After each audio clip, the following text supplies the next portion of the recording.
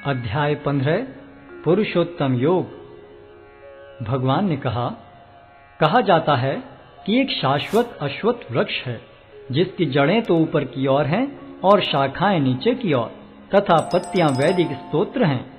जो इस वृक्ष को जानता है वह वेदों का ज्ञाता है। इस वृक्ष की शाखाएं ऊपर तथा नीचे फैली हुई हैं और प्रकृति के 3 गुणों द्वारा पोषित हैं। इसकी टहनियां इंद्रिय विषय हैं। इस वृक्ष की जड़ें नीचे की ओर भी जाती हैं जो मानव समाज के सकाम कर्मों से बंधी हुई हैं। इस वृक्ष के वास्तविक स्वरूप का अनुभव इस जगत में नहीं किया जा सकता। कोई भी नहीं समझ सकता कि इसका आदि कहाँ है, अंत कहाँ है या इसका आधार कहाँ है। लेकिन मनुष्य को चाहिए कि इस दृढ़ मूल वाले वृक्ष को विरक्ति के शस्त्र से काट गिराए। तत्पश्चात उसे ऐसे स्थान की खोज करनी चाहिए जहां जाकर लौटना न पड़े और जहां उस भगवान की शरण ग्रहण कर ली जाए जिससे अनादिकाल से प्रत्येक वस्तु का सूत्रपात तथा विस्तार होता आया है।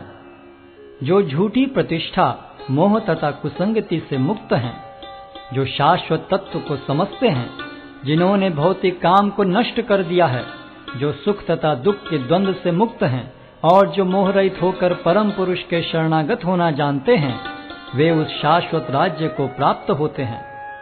वह मेरा परम धाम न तो सूर्य या चंद्र के द्वारा प्रकाशित होता है और न अग्नि या बिजली से।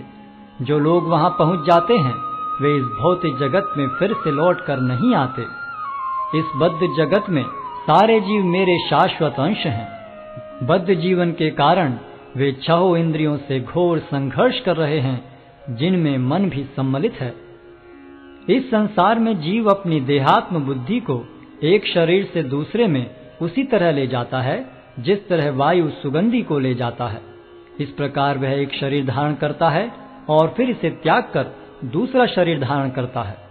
इस प्रकार दूसरा स्थूल शरीर धारण करके जीव विशेष प्रकार का कान, आंख, जीभ, नाक तथा स्पर्श इंद्रिय प्राप्त करता है जो मन के चारों ओर संपुंजित हैं। इस प्रकार वह इंद्रिय विषयों के एक विशिष्ट समुच्चय का भोग करता है। मूर्ख न तो समझ पाते हैं कि जीव किस प्रकार अपना शरीर त्याग कर सकता है, न ही वे यह समझ पाते हैं कि प्रकृति के गुणों के अधीन वह किस तरह के शरीर का भोग करता है। लेकिन जिसकी आंखें ज्ञान में प्रशिक्षित होती हैं वह यह सब देख सकता है। आत्म साक्षात्कार को प्राप्त प्रयत्नशील योगी जन यह सब स्पष्ट रूप से देख सकते हैं। लेकिन जिनके मन विकसित नहीं हैं और जो आत्म साक्षात्कार को प्राप्त नहीं हैं, वे प्रयत्न करके भी यह नहीं देख पाते कि क्या हो रहा है। सूर्य का तेज जो सारे विश्व के अंधकार को दूर करता है मुझसे ही निकलता है। चंद्रमा तथा अग्नि के तेज भी मुझसे उत्पन्न हैं। मैं प्रत्येक लोक में प्रवेश करता हूँ और मेरी शक्ति से सारे लोग अपनी कक्षा में स्थिर रहते हैं। मैं चंद्रमा बनकर समस्त वनस्पतियों को जीवन रस प्रदान करता हूँ। मैं समस्त जीवों के शरीरों में पाचन अग्नि हूँ और मैं श्वास प्रश्वास में रहकर 4 प्रकार के अन्नों को पचाता हूँ। मैं प्रत्येक जीव के हृदय में आसीन हूँ और मुझसे ही स्मृति, ज्ञान तथा विस्मृति होती है।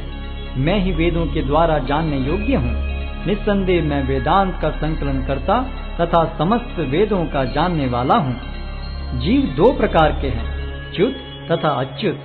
भौतिक जगत में प्रत्येक जीव च्युत होता है और आध्यात्मिक जगत में प्रत्येक जीव अच्युत कहलाता है।